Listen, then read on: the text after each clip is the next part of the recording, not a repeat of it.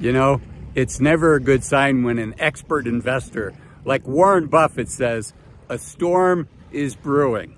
For those of you that don't know, Warren Buffett might be the world's most famous investor, also one of the richest people in the world. And unfortunately, he recently sounded an alarm and said a storm is brewing, particularly in the commercial real estate space. Now, why should you and I care what's going on in the commercial real estate space? And that's space like primarily office space, retail, warehouse space, things like that. There's currently $1.5 trillion of debt that's coming due just between now and the end of 2025, so a little over the next years. That's a lot of money, and most of those loans are not made by the too big to fail banks. Most of those loans, 2/3 of them, are made by the smaller regional banks. So if the commercial real estate market sneezes, the question is, will the rest of the investment world catch a cold? Will there be contagion? So let's jump in and talk about this.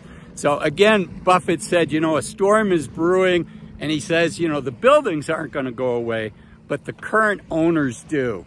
And not only do they go away, but so does the balance sheet and the health of regional banks.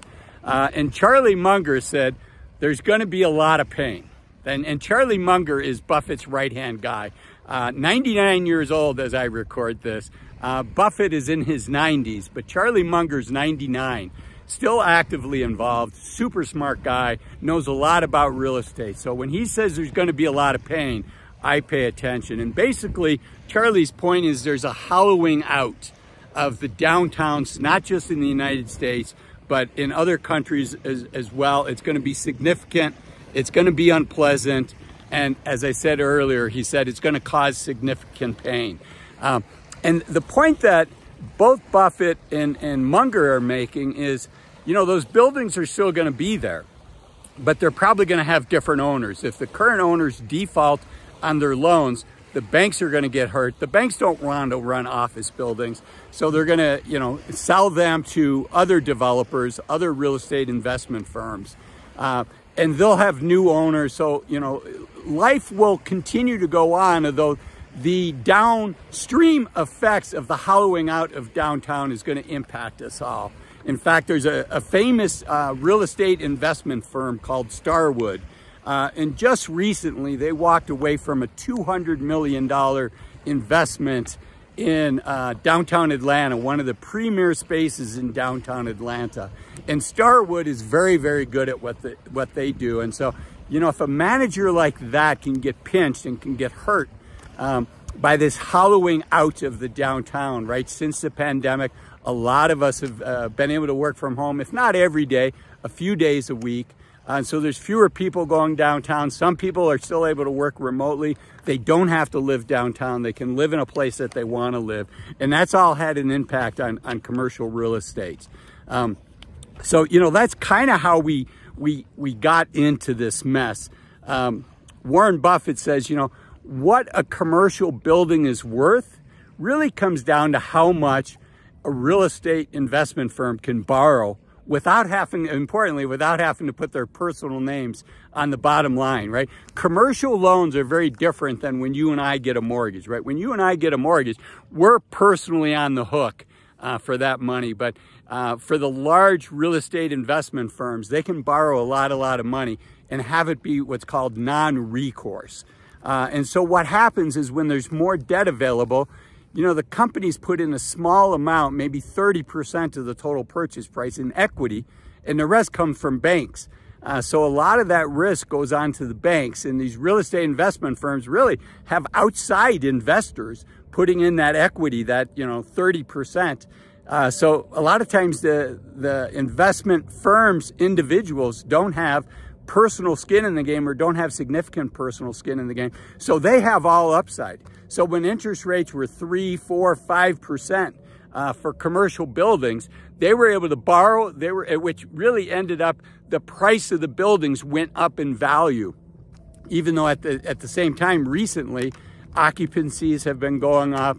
The amount of rent that they can get on renewals has been going down. So there's a lot of headwinds in that industry. And right now, a lot of folks have kind of buried their head in the sand and hope things get better. But if they don't get better, as I said earlier, 2/3 of these outstanding loans are owned by regional banks that could get hurt, right? Silicon Valley Bank, we all saw what happened with that when the commercial bankers, and in this case with Silicon Valley Bank, when the venture capitalists and their startup companies put so much money in the banks, it was above the FDIC limits. Now, you know, the average person doesn't have to worry about, this is not financial advice, talk to an accountant, talk to a fee-only advisor. But if you're below the FDIC limits and you're in a bank that is insured by the FDIC, then, you know, if something were to happen to your bank, your money is guaranteed and you're going to get that money back very, very quickly. So this is not saying, oh, we should all be worried about our money in the bank. That's not what this is. The concern is that there's a contagion, right? The bank sneeze and the rest of the economy catches a cold. So could that have a contagion effect? It could.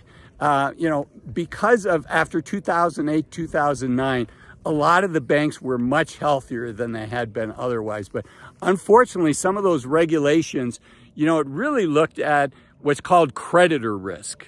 And that is, how likely are you going to get paid back your money?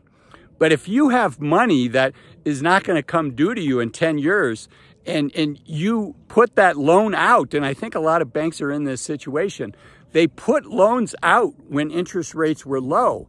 And now they're having to pay a lot more for those deposits. And you and I benefit from that, right? It's not that hard to get 4.5% in the bank or even 5% in the bank. And if there's another rate increase by the Fed, as I record this, they recently paused. But a lot of folks, including myself, think we have not reached peak interest rates yet. So the banks are continuing to have to pay more and more money to get our deposits. But yet they've got these outstanding loans that are low interest rates. So they kind of lend long term and they borrow short term from you and I. So the banks can get squeezed by that. And that's never a good equation for any of us. And then getting back to that collateral that the banks have and the new regulations, a lot of banks are buying bonds from the US government, and yes, they're going to get paid back that money.